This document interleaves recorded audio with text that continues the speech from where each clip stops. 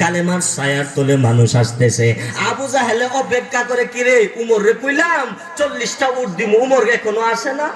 একজনের ডাক দেয়া কয়, আবু জাহেল যার জন্য অপেক্ষা করছেন হে তো ওর কালেমা পড়ে মুসলমান হয়ে গেছে। মারহাবা কর। আমার যুবক,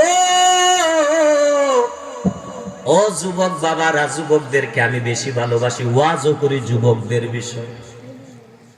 কারণ কি জানেননি, অনেক যুবকেরা বিয়া কইরা মারে ফালাইয়া ঢাকা প্ল্যাটফর্ম, সিলেট প্ল্যাটফর্ম, মারে বাদ দেয় না, বাবারে দেয় না। যুবক অন্তরের কান লাগাইয়া শুনবে বাবা, যেই মা বাবার মতো দুনিয়াতে কেউ নাই। রাত্র মাঝে মাঝে 2টা 2:30 বাজে প্রোগ্রাম শেষ করে বাড়িতে যাই, গিয়া দরজায় বাসায় ডাক দিই, মা ওঠ। তাকায়া দেখি সবাই ঘুমিয়ে আছে, কিন্তু মা বাবা ঘুমায় না। জিগাইলাম, রে মা আপনি কি ঘুমান না? মা ডাক দিয়া কয়, বাবা ফয়সাল ভালো করে শুন রে বাবা, যতদিন তুই প্রোগ্রামে যাস আমি মায়ের চোখে ঘুম আসে না রে বাবা।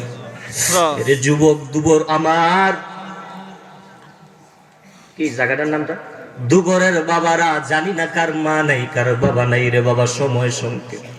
ওই মা বাবারে কাঁদাইস না রে বাবা, দুনিয়াটা কিছুই না, মা বাবারে কাঁদাইস না।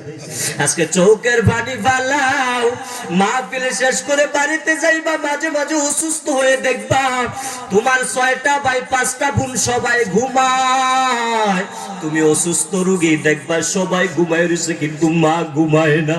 তুমি জিগাইবা, মা আপনি কেন ঘুমান না? মা বলবে, রে বাবা তুই জানুস না, তোর ঘুমের রাইকা আমি মা ঘুমাইতে পারি না। তুই অসুস্থ অবস্থায় কোন সময় জানি আমি মারে মা বলে ডাক দাও, আমি মা যদি জবাব না দিতে পারি বড় কষ্ট পাবে রে সন্তান। ওরে নবীর উম্মত, ও দুগরের আমার যুবক, ও পর্দার আড়ালের আম্মা জানারা, যারা মাইকের আওয়াজ পান রে মা, আমি ফয়সাল আহমেদ আশিকি আজকে বলে যাই, একটা সন্তানকে কোরআনওয়ালা বানাবেন। ওই মা বাবার মতো ভালো মা বাবার দুনিয়াতে কেউ নাই রে মা।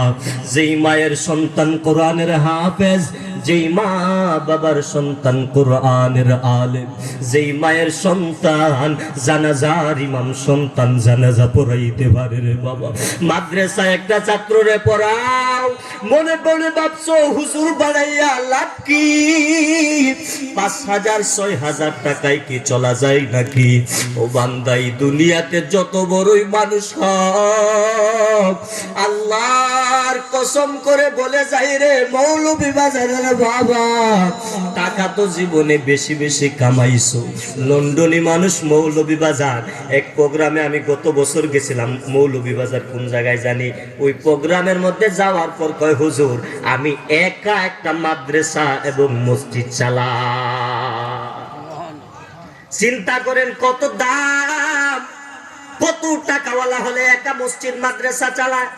আপনারা তো লন্ডনী মানুষ, আমি জানি টাকাওয়ালা মানুষ, তবে একজন ছেলের হাফেজ বানাবে, ওই মা বাবার মতো দামি কেউ নাই, যেই মা বাবার সন্তান জানাজার ইমাম রে বাবা। এই জন্য অনুরোধ করে বলে যাই, আজকের ময়দান বড় দামি একটা ময়দান রে বাবা। উমর নবীরে নামাইরা এবার উমরে কালেমা পড়ে নিছে, কালেমা পড়া ওপেনে কালেমার দাওয়াত শুরু করে দিছে। ঈদের দিন, এখন ঈদের দিন দরজা জানালা বন্ধ, সবাই ডাক দেয়া কয়, উমর আমরা ঈদের নামাজে যাব, আপনি কি ঈদের নামাজে যাবেন না? উমর ডাক দেয়া কয়, না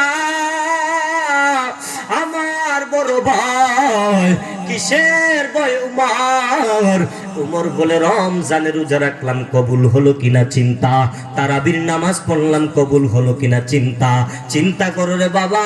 মানুষগুলো ডাক দেয়া কয়, সাহাবারা ডাক দেয়া কয়, উমর আপনি এত টেনশন কেন করো? উমরে ডাক দেয়া কয়, ভালো করে শোন, আমি উমর ছিলাম এক সময় জাহান্নামের একজন আসামি, কিন্তু আমার নবীর হাতে হাত লাগানোর কারণে আমি উমর কালেমা পড়ে মুসলমান হওয়ার কারণে আমি উমরের দাম বড় বেড়ে গেল। আরে বাবা, উমরে যদি নবীর হাতে হাত লাগায় কালেমা পড়ে মুসলমান হয়, ওই নবীর আদর্শ মানলে তুমি আমি সম্মানী হব কি হব না? আরো জোরে কোন হব কি হব না? তাহলে নবীর আদর্শ দরকার আছে কি না? ও যুবক ভাইরা, বয়ান শেষ 1 মিনিটের ভিতরে ভালো করে শুনে নাও।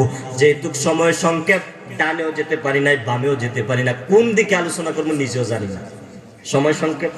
এই জন্য বাবা অনুরোধ করে বলে যাই, নবীর আদর্শ মানবেন, টুপি পরবেন, নামাজ পড়বেন, মা বাবার খেদমত করবেন, বড়দের সম্মান করবেন, ছোট্টদের মহব্বত করবেন রে বাবা, স্নেহ করবেন, মায়া করবেন। মাঝে মাঝে ছোট বাচ্চারা মসজিদে গেলে তাদেরকে আপনারা খানা দিবেন, মজা দিবেন, মিঠাই দিবেন, দেখবেন বাচ্চারা মহব্বতে আবার নামাজে আসতে থাকবে রে বাবা।